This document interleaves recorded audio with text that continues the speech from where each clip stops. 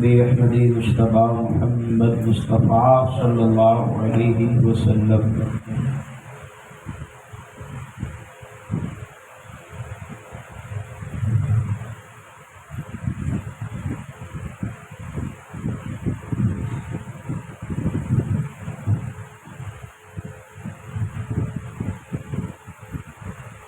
قال اللہ تعالی فی شان حبیبہ الکریم ان اللہ ملائکتہ یصلون علی النبی یا ایھا الذین آمنوا صلوا علیہ وسلموا تسلیما۔ اللهم صل على سيدنا ونبينا مولانا محمد وعلى آل سيدنا محمد وصحبه وسلم۔ صلاۃ و سلام علیک یا رسول اللہ صلی اللہ علیہ وسلم وفوق امر اللہ ان اللہ بصیر بالعباد برحمتک یا ارحم الراحمین بحق لا الہ الا اللہ محمد رسول اللہ صلی اللہ علیہ وسلم۔ ہم عمر نوجوان ساتھیوں، عزیز بزرگوں، پردہ نشین، ماؤ بہنوں، السلام علیکم ورحمۃ اللہ وبرکاتہ۔ الحمد للہ رب العالمین والعاقبۃ للمتقین والصلاۃ والسلام علی سید الانبیاء والمرسلین، اما بعد اعوذ باللہ من الشیطان الرجیم ببرکۃ بسم اللہ الرحمن الرحیم۔ الحمد للہ رب العالمین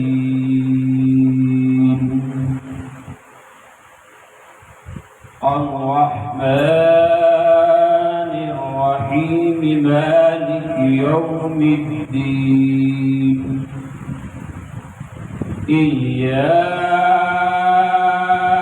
إياك نعبد وإياك نستعين، اهدنا الصراط المستقيم صراط الذين أنعمت عليهم غير المغضوب عليهم ولا الضالين۔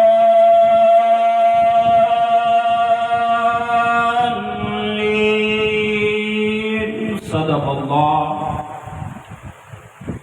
اللہ وصدقہ النبی الامین المکین المختار الکریم، ونحن علی ذلک لمن الشاہدین والشاکرین والذاکرین وللحمد للہ رب العالمین۔ آئیے کچھ عرض و معروف کرنے سے قبل ہم اور آپ مل کر دونوں عالم کے مالک و مختار سیدی ذی وقار نائب پروردگار رحمت للعالمین مراد المشتاقین مکے کے سردار مدینے کے تاجدار ہم غریبوں کے غمگسار جناب احمد مصطفیٰ محمد مصطفیٰ ارواحنا فدا صلی اللہ علیہ وسلم کی بارگاہ میں درود پاک کا ہدیہ پیش کریں۔ پڑھی اللہم صلی علی سیدنا و نبینا و مولانا ملجانا محمد وعلی آل سیدنا محمد و صحابہ وبارک وسلم۔ صلاۃ و سلام علیک یا رسول اللہ صلی اللہ تعالی علیہ وسلم۔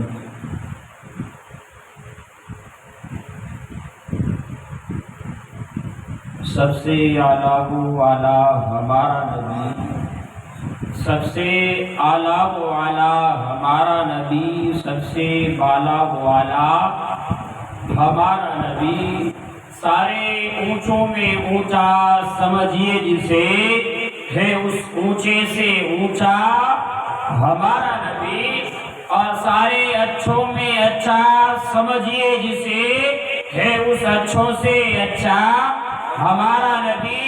اور کون دیتا ہے دینے کو منہ چاہیے، دینے والا ہے سچا ہمارا نبی۔ کون دیتا ہے دینے کو منہ چاہیے، دینے والا ہے سچا ہمارا نبی۔ اور غم زدوں کو رضا مزد دیجیے کہ ہے بے کسوں کا سہارا ہمارا۔ معزز سامعین کرام، قرآن مقدس کی سورۃ الفاتحہ کی تلاوت کرنے کا شرف حاصل کیا۔ میں اپنے انداز میں اس کے اوپر کچھ روشنی ڈالنے کی کوشش کروں گا۔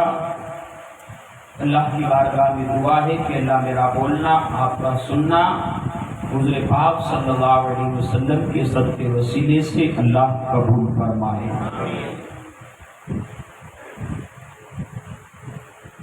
اللہ تبارک و تعالیٰ نے سورہ فاتحہ کے اندر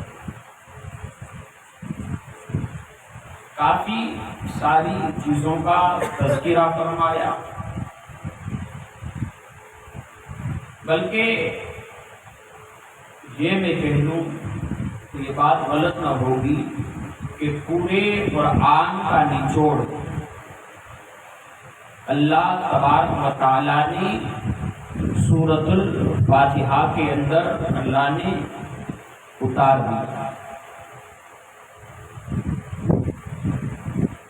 لیکن میں اپنی گفتگو کو آگے کرنے سے پہلے میں آپ کو یہ بات بتا دوں کہ جہاں سے ہمارا کل کا بیان ختم ہوا تھا انشاءاللہ العزیز وہیں سے شروع ہوگا، اور اسی لیے میں نے سورۃ الفاتحہ کی تلاوت کو اپنا موضوع سخن بنایا، تاکہ اس دور کی جو جاہلیت اور شرک و بدعت کا جو رواج تھا، شرک کو عام کیا جا رہا تھا، کفر کو کھلے عام پروانگی جیسے کہ دی گئی ہو، زنا کو جیسے کہ کوئی سرٹیفکیٹ بنا کر دے دیا گیا، اس طرح سے ہر چیز عام تھی۔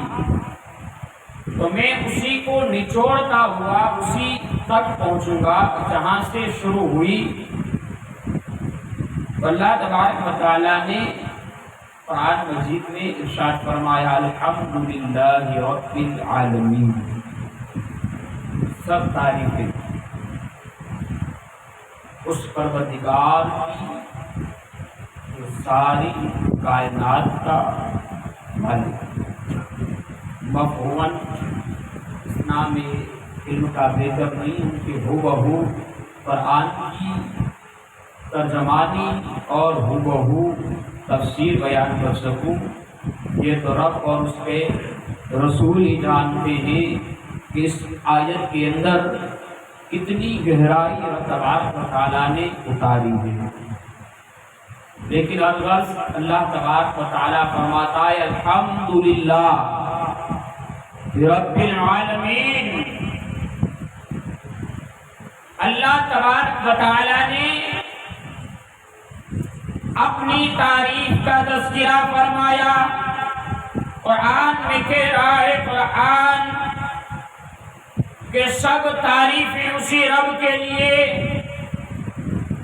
جس نے زمین کو پیدا فرمایا، جس نے آسمان کا شامیانہ تیار کیا، جس نے پہاڑ کو پیدا فرمایا، جس نے آسمان کے اوپر چاند تاروں کو چمکایا، جس نے سورج کو پیدا فرمایا اسی کے لیے ہے تعریف، جس نے انسان کے جسم کے اندر روح ڈالی تعریف اسی رب کے لیے ہے، جس نے انسان کی تخلیق فرمائی تعریف اسی رب کے لیے ہے، جس نے دنیا کی ہر ایک چیز کو بنایا تعریف اسی رب کے لیے ہے، جس نے آسمان بنایا تعریف اسی رب کے لیے ہے، جس نے ساتوں عرش و کرسی لوح قلم بنایا اس رب کی تعریف، جس نے ان تمام چیزوں کو پیدا فرمایا، جس نے پہلا آسمان بنایا تعریف اس رب کے لیے، جس نے عرش کو بنایا تعریف اس رب کے لیے، جس نے قلم کو پیدا فرمایا تعریف اسی رب کے لیے ہے، جس نے کرسی کو پیدا فرمایا تعریف اسی رب کی ہے، جس نے کم و بیش 1000 کے زائد انبیاء کرام کو مبعوث فرمایا تعریف اسی رب کے لیے ہے۔ اور اللہ اس کے رسول جانتے ہیں کہ اللہ تبارک و تعالیٰ نے کتنے فرشتوں کو پیدا فرمایا، اس فرشتے کے پیدا کرنے والے رب کی تعریف اور اسی کے لیے تعریف ہے، اسی کے لیے مدحت ہے اور اسی کے لیے ترانے ہے۔ تو آج ہم اور آپ کون ہوتے ہیں کہ کوئی مجھے بڑا کہے، کوئی میری تعریف کرے، کوئی مجھے اچھا کہے؟ اگر کسی کی تعریف کے لائق اگر کوئی ذات ہے تو وہ رب تبارک و تعالیٰ کی ذات ہے، اگر کسی کی مدحت بیان کی جا سکتی ہے تو رب تبارک و تعالیٰ کی مدحت بیان کی جا سکتی ہے، اگر کسی کا ترانہ گایا جا سکتا ہے تو رب تبارک و تعالیٰ کا ہی ترانہ گایا جا سکتا ہے۔ جس نے ساری کائنات بنائی، جس نے ہر ایک کو پیدا کیا، ہمیں اور آپ کو بنایا تعریف اسی رب کے لیے ہے، اس رب کے علاوہ کوئی بھی تعریف کا حقدار نہیں۔ یہ قرآن کا ارشاد، یہ قرآن کہہ رہا ہے تعریف اگر کسی کی ہو تو رب ذوالجلال کی ہو، مدد ہو اس رب کی مدد بیان کی جائے، کسی کی ثنا بیان کی جائے تو اس رب کی ثنا بیان کی جائے۔ الغرض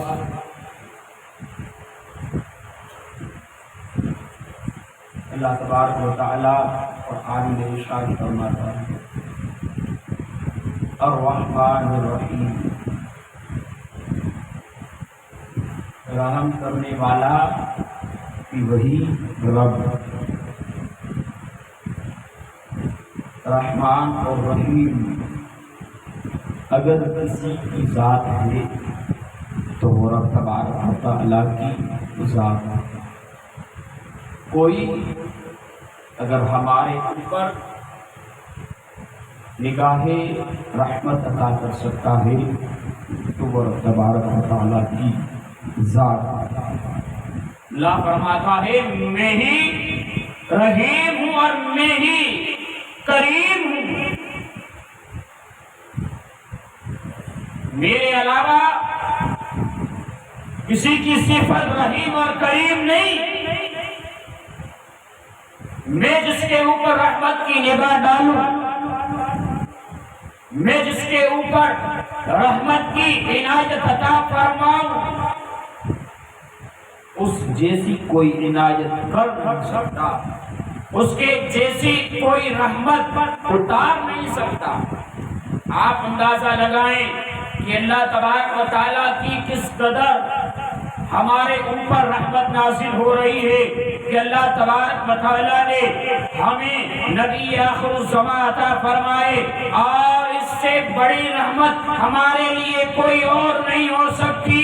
کیوں کہ ہم سب تمام انبیاء کرام کی امتوں کے بعد آئے، اور تمام انبیاء ہمارے حبیب کبریا صلی اللہ علیہ وسلم سے پہلے آئے، لیکن سنیو اپنے مقدر پہ ناز کرو کہ مصطفیٰ کے صدقے میں ہم سب سے پیچھے آئے، لیکن مصطفیٰ کے صدقے میں سب سے پہلے اللہ جنت ہمیں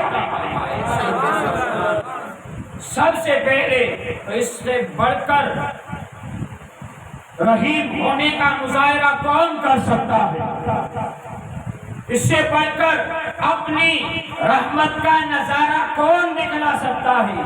یہ تو رب تبارک و تعالیٰ کی ذات ہے کہ جو نگاہ عنایت عطا فرماتا ہے، سب سے پیچھے آئے لیکن جنت رب عطا فرمائے گا سب سے پہلے۔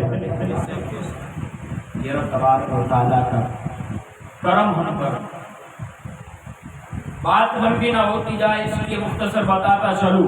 رب تبارک و تعالیٰ پہلی آیت میں فرماتا ہے الحمدللہ رب العالمین، تعریف میرے لیے الرحمن الرحیم، رحم اور کرم کرنے والا میں، مالک یوم الدین، روز جزا کا مالک یعنی بروز محشر۔ نفسی نفسی کا عالم ہوگا، باپ بیٹے کا نہ ہوگا، بیٹا باپ کا نہ ہوگا، شوہر بیوی کا نہ ہوگا، بیوی شوہر کی نہ ہوگی، بھائی بھائی کا نہ ہوگا، بہن بہن کی نہ ہوگی، ماموں بھانجے کا نہ ہوگا، چچا بھتیجے کا نہ ہوگا، بلکہ دنیا کے اندر جتنے بھی رشتے داریاں ہیں، ایک دوست دوسرے دوست کے کام نہ آئے گا۔ دنیا میں ایسے دوست تھے کہ ان کی مثال دی جانے لگی کہ وہ اپنے دوست کے لیے اپنی جان قربان کر سکتا ہے، اپنا مال بھی قربان کر سکتا ہے، لیکن روز جزا کا وقت آئے گا، نفسی نفسی کا عالم ہوگا، کوئی کسی کا پوچھنے والا نہ ہوگا۔ اب یہاں نہ ماں کام آئے گی، نہ باپ آئے گا، نہ بھائی آئے گا، نہ بہن آئے گی، نہ بیوی آئے گا، نہ شوہر آئے گا، کوئی بھی رشتے داریاں، کوئی بھی ناطے کام نہیں آئیں گے۔ اس وقت اللہ تبارک و تعالی جزا مانے جس نے جو کام اچھا کیا ہوگا، اللہ کو راضی کیا ہوگا، اس کے رسول صلی اللہ علیہ وسلم کی سیرت کو اپنایا ہوگا، اہل بیت کی سیرت کو اپنایا ہوگا، خاندان مصطفیٰ صلی اللہ علیہ وسلم کے ہر ایک افراد کی تعظیم کی ہوگی، ان سے محبت کی ہوگی، مصطفیٰ جان رحمت صلی اللہ علیہ وسلم سے محبت کی ہوگی، ان سے الفت کی ہوگی، ان کے جام پیا ہوگا ان کی محبت کا، پھر اسے جزا دی جائے گی، اسے بدلہ دیا جائے گا۔ کہ فرمایا کہ روز جزا کا الگ اگر کوئی مالک ہے تو وہ میں رب ہوں، میں اپنی حیثیت کے مطابق ہر ایک کو عطا کرتا چلا جاؤں گا، دیتا جاؤں گا، دیتا جاؤں گا، اور میرا بندہ لیتا چلا جائے گا۔ اس نے ایک کام کیا ہوگا، میں اسے 100 عنایت عطا فرماؤں گا، اس نے ایک عبادت کی ہوگی، میں اسے 1000 عبادتوں کا ثواب عطا فرماؤں گا۔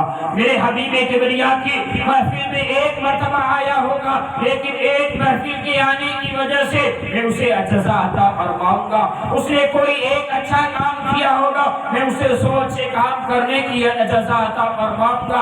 اس نے ایک نماز پڑھی ہوگی، میں اسے 70 نماز پڑھنے کا ثواب عطا فرماؤں گا۔ اگر میں جزا دوں گا ایسی کوئی جزا نہیں دے سکتا۔ رب تبارک و تعالی فرماتا ہے کہ جو جزا میں دوں گا ایسی جزا کوئی نہیں دے سکتا۔ رب فرماتا ہے ایاک نعبد و ایاک نستعین،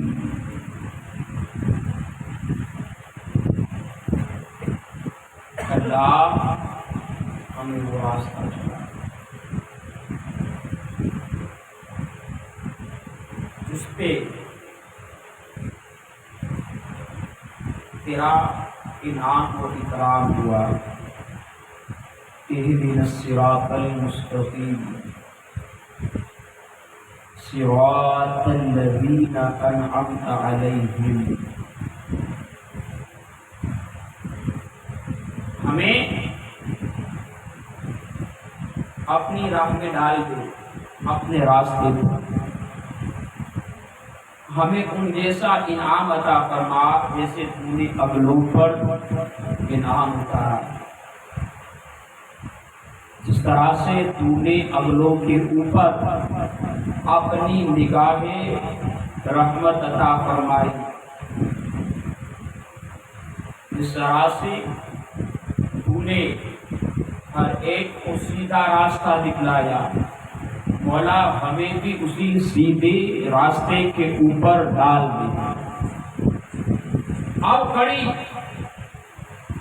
رب تبارک و تعالی فرماتا ہے اہدنا الصراط المستقیم،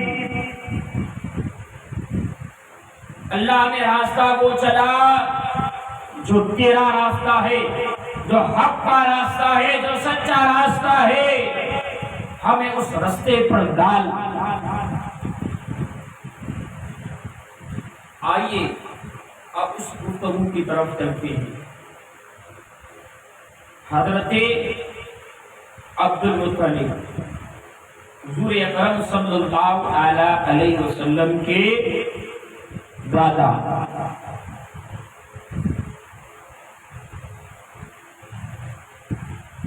جو اللہ تبارک و تعالی کے اہدنا الصراط المستقیم کے مصداق ہو چکے۔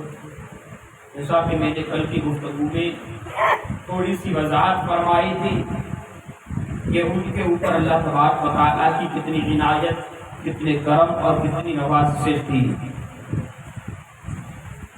اب اللہ تبارک و تعالیٰ نے حضرت عبد المطلب کے گھر ہمارے تمہارے آقا نور مجسم رحمت للعالمین صلی اللہ علیہ وسلم کے والد گرامی یعنی کہ حضرت عبداللہ رضی اللہ تعالیٰ عنہ پیدا ہوئے۔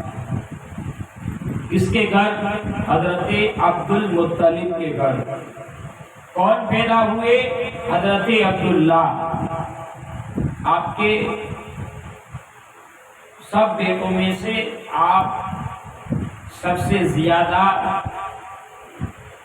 ذہانت رکھنے والے، حسن و کمال رکھنے والے، اور سب سے زیادہ حضرت عبد المطلب حضرت عبداللہ سے بے پناہ محبت فرماتے ہیں۔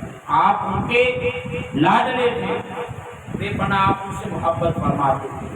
اور علماء کرام فرماتے ہیں کہ محبت کرنے کی وجہ یہ تھی، الفت کرنے کی وجہ یہ تھی کہ اللہ تبارک و تعالیٰ نے وہ نور محمدی صلی اللہ علیہ وسلم حضرت عبد المطلب سے منتقل ہو کر حضرت عبداللہ رضی اللہ تعالیٰ کی پیشانی میں نور محمدی صلی اللہ علیہ وسلم چمک رہا تھا۔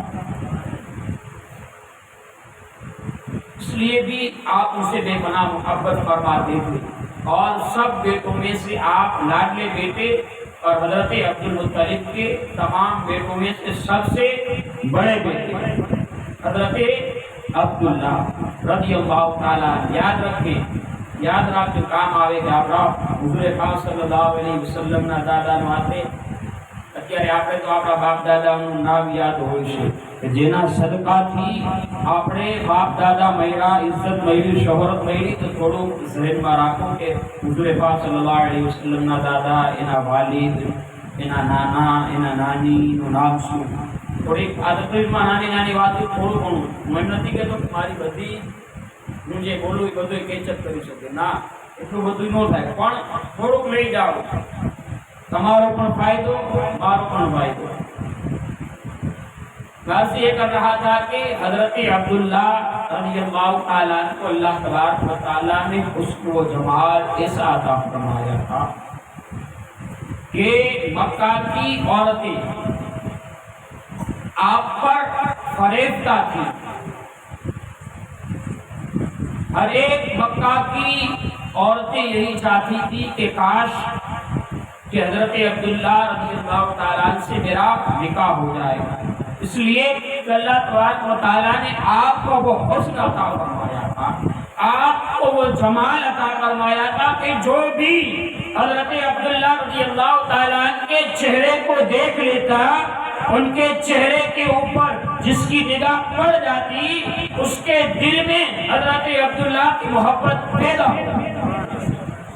اس قدر حسن عطا فرمایا تھا۔ ہر ایک عورتیں ان سے محبت کرتی کہ کاش کہ حضرت عبداللہ ہم سے شادی کر لے، ہم ان کے عقد میں جائیں، ہم ان کے نکاح میں جائیں، اللہ تبارک و تعالیٰ نے وہ حسن عطا فرمایا تھا، وہ جمال عطا فرمایا تھا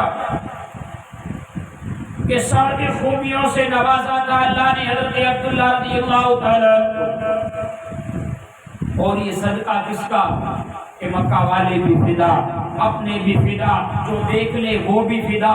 یہ صدقہ ہمارے مصطفیٰ کا تھا کہ ہر کوئی فدا ہے، پھر دیکھے دیدار کا عالم یہ ہے اللہ تبارک و تعالیٰ نے وہ حسن اور وہ جمال دیا تھا کہ ہر ایک فدا تھا۔ کہ حضرت عبد المطلب ان کے والد چاہتے ہیں کہ میں کسی بھی عورت کے ساتھ میں ان کا نکاح کرنا نہیں چاہتا ہوں، جو عورت پارسا ہو، اس کا نسب عالی نسب ہو، اونچا نسب ہو، جس کا اخلاق کے حسن ہو، جس کے اچھے اخلاق ہوں، جس کا کردار اچھا ہو اور تو پارسا ہو۔ میں چاہتا ہوں کہ کوئی ایسی خاتون ملے تو اپنے لخت جگر حضرت عبداللہ رضی اللہ تعالیٰ عنہ کا نکاح میں ایسی عورت سے ہو۔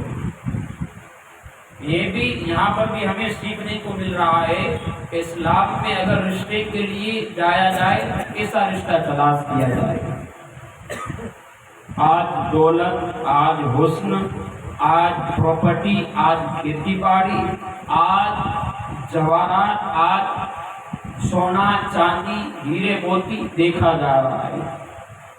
آج کوئی یہ نہیں پوچھتا ذرا بتاؤ کہ تمہارا بیٹا حافظ قرآن ہے، تمہاری بیٹی حافظ قرآن ہے، نہیں۔ آج پوچھا جاتا ہے کہ اسے دنیا کا نالج کتنا ہے، ذرا بتاؤ کہ جو آنے والا لڑکا دیکھنے کے لیے ذرا بتاؤ کہ اس کی زمین کتنی ہے، وہ کماتا کتنا ہے۔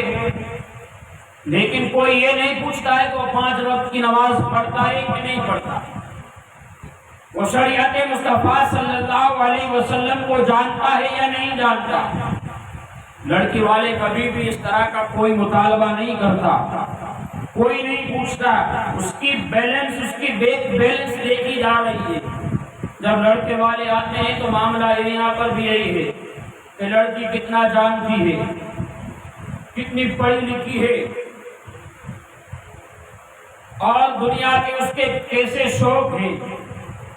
نعوذ باللہ رب العالمین۔ آج ایسے رشتے ہو رہے ہیں، کبھی لڑکے والوں کی طرف سے یہ بات نہیں ہوئی کہ ذرا بتاؤ تو صحیح کہ لڑکی کیا حجاب میں رہتی ہے یا نہیں رہتی ہے، کیا لڑکی 5 وقت کی نماز کی پابند ہے یا نہیں ہے، کیا ماں فاطمہ الزہرا رضی اللہ تعالیٰ عنہا کے نقش قدم پر چلنے والی ہے یا نہیں ہے، ان کی سیرت سے واقفیت رکھتی ہے یا نہیں رکھتی ہے۔ نہیں، یہ ساری چیزیں نہیں پوچھی جا رہی ہے۔ واللہ اس رب ذوالجلال کی قسم اٹھا کر کہہ رہا ہوں، اگر ہمارے معاشرے میں اگر یہ سوال کیے جائیں نا، کیا بیٹی فاطمہ الزہرا کے اخلاق والی ہے اور کیا بیٹا عمر جیسے اخلاق والا ہے یا نہیں، کیا ابوبکر جیسے اخلاق اس میں ہے یا نہیں، عثمان غنی جیسی سخاوت اس میں ہے یا نہیں، وہ مصطفیٰ کی شریعت جانتا ہے یا نہیں جانتا۔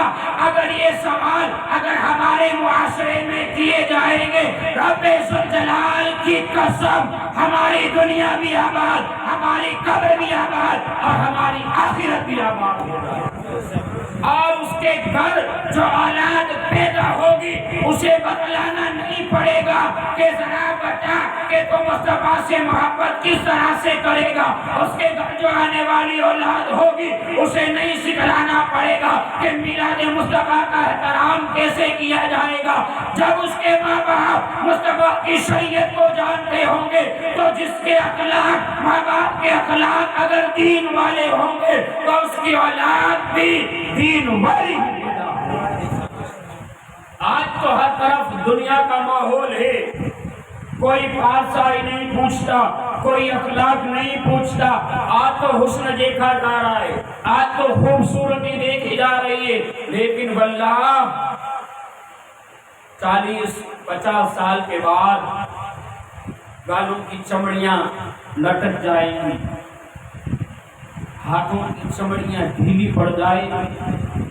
جس حسن کو دیکھ کر رشتہ کیا تھا وہ اس رائے نہیں، جس خوبصورتی کو دیکھ کر، جس جمال کو دیکھ کر رشتہ کیا تھا وہ جمال رائے نہیں۔ کیا فائدہ اس چیز کا؟ لیکن ہاں اگر پارسائی پوچھی ہوگی، شریعت پوچھا ہوگا، دین کے بارے میں پوچھا ہوگا، قرآن کی تعلیمات کے بارے میں پوچھا ہوگا، شریعت مصطفیٰ صلی اللہ علیہ وسلم کے بارے میں پوچھا ہوگا، ماں فاطمہ الزہرا رضی اللہ تعالیٰ عنہ کے کردار کے بارے میں پوچھا ہوگا، تو بالیقین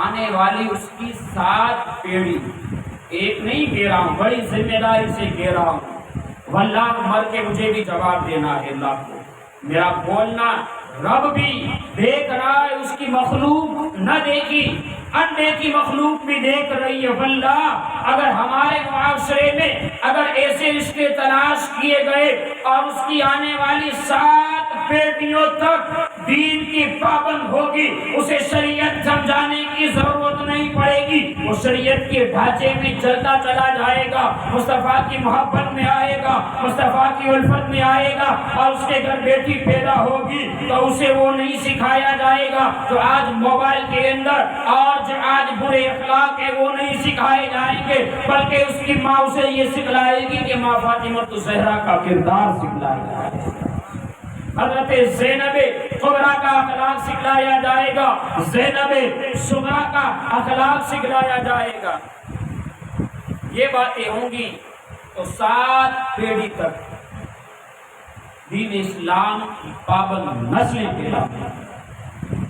واللہ اللہ ہمیں اس طرح کے رشتے کرنے کی اللہ ہمیں توفیق عطا فرمائے۔ الغرض میں عرض یہ کر رہا تھا کہ حضرت عبد المطلب یہ چاہ رہے تھے کہ ان کے لیے نیک اور اچھی اور پارسا بیوی تلاش کی جائے، ایسی نہیں جو نہ دین جانتی ہو، نہ تقویٰ ہو، نہ پرہیزگاری ہو۔ اب حضور پاک صلی اللہ علیہ وسلم کی والدہ حضرت آمنہ رضی اللہ تعالی عنہا، حضور پاک صلی اللہ علیہ وسلم کے نانا کا نام وہاب، جو حضرت آمنہ رضی اللہ تعالیٰ عنہ کے والد محترم حضرت وہاب، آپ جنگل میں شکار کے ارادے سے نکلے اور وہیں پر بھی حضرت عبداللہ رضی اللہ تعالیٰ عنہ پہلے سے ہی جنگل میں موجود تھے، وہ بھی شکار کی تلاش میں آئے تھے، لیکن معاملہ یہ ہوا کہ حضرت وہاب حضرت عبداللہ سے مل نہ سکتے، لیکن یہودیوں کو یہ بات معلوم ہو چکی تھی کہ حضرت عبداللہ رضی اللہ تعالیٰ عنہ کے پیشانی کے اندر کچھ نشانیوں سے وہ پہچان گئے کہ آخری شخص ہے کہ جس کی وجہ سے نبی آخر الزمان صلی اللہ تعالیٰ علیہ وسلم مبعوث ہوں گے، پیدا ہوں گے۔ اگر ہمیں انہیں قتل کر دیں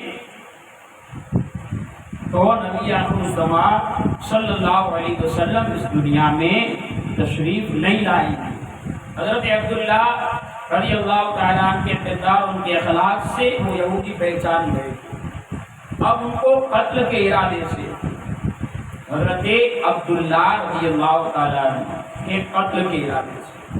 کون حضرت عبداللہ؟ تمہارے آقا صلی اللہ تعالیٰ علیہ وسلم کے والد حضرت عبداللہ رضی اللہ تعالیٰ عنہ قتل کے ارادے سے یہودی بھی جنگل میں آئے، موقع دیکھ کر جب تنہا ہوں گے، کوئی بھی آس پاس نہ ہوگا، موقع دیکھ کر معاذ اللہ رب العالمین حضرت عبداللہ رضی اللہ تعالیٰ عنہ کو ہم قتل کر ڈالیں گے۔ اس ارادے سے کچھ یہودیوں کی ٹکڑی جنگل میں گھات لگائے ہوئے بیٹھی ہے، موقع جیسے ہی ملے گا ہم ان کا کام تمام کر دیں گے۔ اب یہودی جیسے ہی حضرت عبداللہ رضی اللہ تعالیٰ عنہ کی طرف قتل کے ارادے سے بڑھے، اچانک جنگل میں ایک اندیکھی مخلوق نمودار ہوئی کہ جس کا تصور کبھی ذہنوں میں آ نہیں سکتا، کون تھا، کہاں سے آئے، کسی چیز کا کوئی تذکرہ نہیں، نمودار ہوئے اور ان یہودی کی ٹکڑیوں کو ہر ایک کو مار ڈالا اور حضرت عبداللہ رضی اللہ تعالیٰ عنہ کو حفاظت کے ساتھ واپس ان کے گھر تک پہنچایا۔ اب یہ تمام منظر حضرت وہاب نے اپنی ماتھے کی آنکھوں سے دیکھا۔ اب انہیں اپنی بیٹی کے نکاح کے لیے، یعنی کہ ہمارے تمہارے آقا صلی اللہ تعالیٰ علیہ وسلم کی والدہ حضرت آمنہ رضی اللہ تعالیٰ عنہ کے نکاح کے لیے ایسا ہی لڑکا چاہیے تھا جو پارسا ہو، جو تقوی والا ہو، جو پرہیزگاری والا ہو۔ اپنی ماتھوں کی آنکھوں سے ہر ایک منظر کو دیکھا، ملاحظہ فرمایا کہ اللہ کی اندیکھی مخلوق جس بندے کی حفاظت کے لیے آئی ہو، جس کی حفاظت کے لیے نہ دیکھے ہوئے لوگ آئے ہوں، تو کچھ نہ کچھ کمال اس میں ہوگا، کچھ نہ کچھ بات اس کے اندر ہوگی۔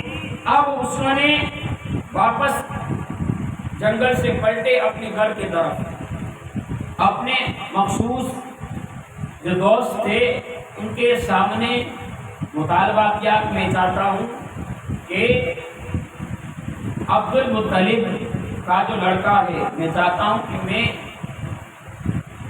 رشتہ اپنی بیٹی کا اس کی لڑکے کے ساتھ کرنے کی ارادہ رکھتا ہوں۔ آپ نے اپنے رشتہ داروں دوستوں کے ذریعے یہ بات حضرت عبد المطلب تک پہنچائی۔ بات ہوئی کہ اب جن کو کہا کہ ٹھیک ہے، حضرت عبد المطلب نے کہا کہ ٹھیک ہے، آئیں گے، دیکھیں گے کیا ہوتا ہے، اس کے بعد جواب دیا جائے گا۔ حضرت عبد المطلب حضرت وہاب کے پاس پہنچے۔ کون وہاب؟ حضور پاک صلی اللہ علیہ وسلم کے نانا، اور حضرت عبد المطلب حضور پاک صلی اللہ علیہ وسلم کے دادا، دونوں آمنے سامنے بیٹھے اپنے اولاد کی خصوصیات بیان کرنے لگے۔ حضرت عبد المطلب نے کہا کہ ذرا بتاؤ اپنی بیٹی کے بارے میں۔ کہا کہ آج سے لے کر جب سے اس نے بلوغیت کے اندر قدم رکھا ہو، توجہ سے میری اس بات کو میری مائیں بہنیں سنے، خاص کر کے جب سے وہ بالغ ہوئی ہیں، یعنی کہ 12 سال سے لے کر 15 سال کے درمیان بلوغیت کی عمر، میری بیٹی آمنہ کی آنکھوں نے کبھی کسی غیر محرم مرد کے چہرے کو نہیں دیکھا۔ کیا وہ تقویٰ تھا، کیا وہ پرہیزگاری تھی کہ کسی غیر محرم کے مرد کو نہیں دیکھا۔ میری بیٹی آمنہ نے کبھی کسی غیر محرم مرد کی آواز کو بھی نہیں سنا۔ کتنی بڑی بات، دیکھنا تو بڑی دور کی بات، بلکہ کہا کہ میری بیٹی کے کانوں نے کسی غیر محرم مرد کی آواز کو بھی نہیں سنا۔ کتنا تقویٰ، کتنی پرہیزگاری۔ اور کہا کہ اس نے آج سے پہلے اس کے قدم کے دیکھو بڑی ذمہ داری سے کہہ رہا ہوں، اخلاق اور کردار، کہ جہاں پر میری بیٹی آمینہ کا قدم رہتا تھا اس قدم کے اوپر بھی کسی غیر محرم مرد کا کبھی قدم بھی نہیں پڑا۔